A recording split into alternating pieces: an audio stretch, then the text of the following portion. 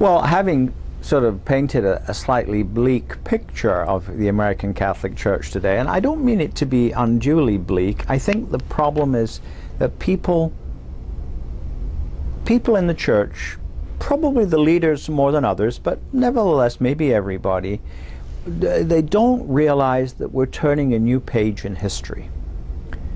That as we look forward 20, 30, 40, 50 years, we've really got three choices. We can become a small conservative sect. I hope we don't, and I know there are people who think we should, but probably that won't happen. We could become a small liberal fellowship. That's even less likely. Or we could accept our role as what sometimes people call a major minority church. That is, that we could see ourselves as a player, an important player in American religion and in American society, and not as, well, you know, here we are, the one true church up on the hill, and everybody had better listen. So maybe it's not as bleak as all that, but I also do want to say that the American church that I'm talking about in less than entirely congratulatory terms has done a great deal in the last 50 years, not just for itself, but for the church in general. I think above all, I don't know that the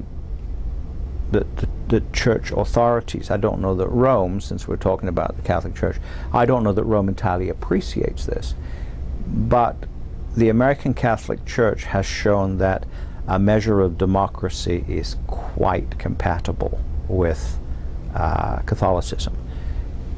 On the whole, not so much the bishops, who are more Roman than American, I think, in their temperaments. But at the parochial level, people cooperate. There are structures of cooperation. So, you know, when I say democracy, Americans have a tendency to think, oh yeah, voting. No, I mean, that's a vote. The vote is the sacrament of democracy, but it's not democratic life. Democratic life is organizing together, operating together, working together for the better purposes of your community. And there is a reason why. I've never been able to track down where this is said, but there is a reason why John Paul II thought that it was the American parish that was the best example of Vatican II church. And I think when you find one that's done well, it is like that. So some measure of democracy. If I was teaching a class, I would now take you to the pages in the Constitution on the Church where it talks about the appropriate relationship between the pastor and the people, and I'd say, look, if you know a good American parish, this is exactly the way it is. Beyond that, I think that there are two or three other, more specific areas. I do not think the world church would be the way it is without the work of John Courtney Murray. John Courtney Murray, for those of you who don't know, was an American Jesuit who had an enormous influence upon the Vatican Council document on religious freedom. And the Vatican Council document on religious freedom is one of the most spectacular examples of a 180-degree turn in the way the church thinks. In this case, the way the church thought about religious toleration and the relationship between the church and the secular state and so on.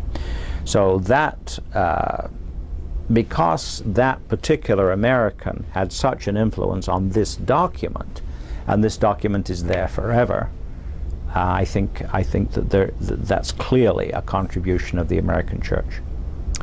I also think that if you ask, in my view is, if you ask the question, where has the most valuable theology or religious reflection, it's the same thing, been done in the church in the last 50 years?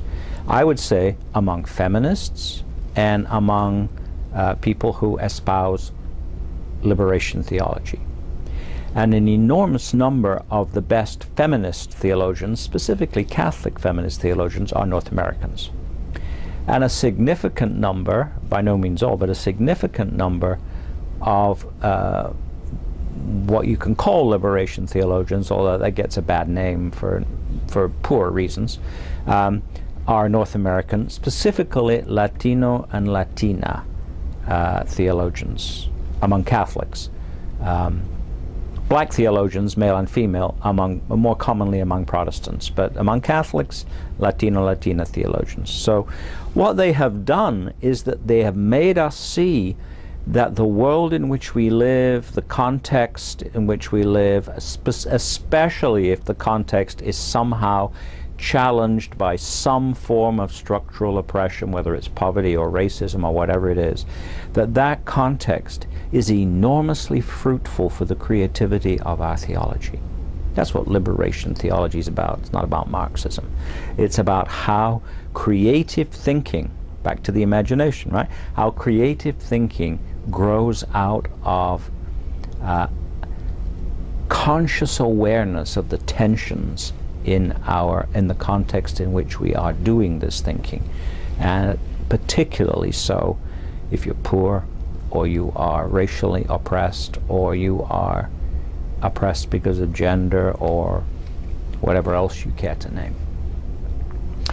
So those are things I think that will never die as a contribution of the American Catholic Church. I think it's also true, of course, that when you're talking about feminism or liberation theology, that American Catholic Church has done a lot, but it's done it in collaboration with, and to some degree learning from, people in other parts of the world. There would be no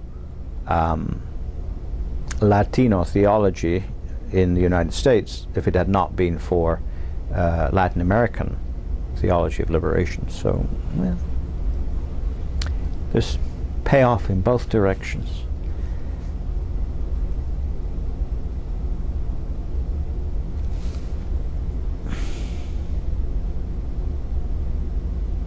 I think there's more we could do. And that takes me back to democracy. I think that the American civil democratic tradition, at its best, we know it's not always at its best is something that permeates the consciousness of American Catholics. And I think American Catholics have the responsibility to press for more democratic structures in church life than we currently have. And I think that would be an enormous contribution. The Catholic Church is at its most vibrant today south of the equator, in Africa, parts of Asia, Latin America, and they have their own contributions to make. But perhaps for historical reasons, they are not yet quite ready to make that contribution about the place of democracy, or for that matter, the place of women in the church. We are in that position. We are perhaps a weaker church. Some people will say a dying church in the Northern Hemisphere. But weaker or dying, we have this gift to offer. And I would like to see us do more about it.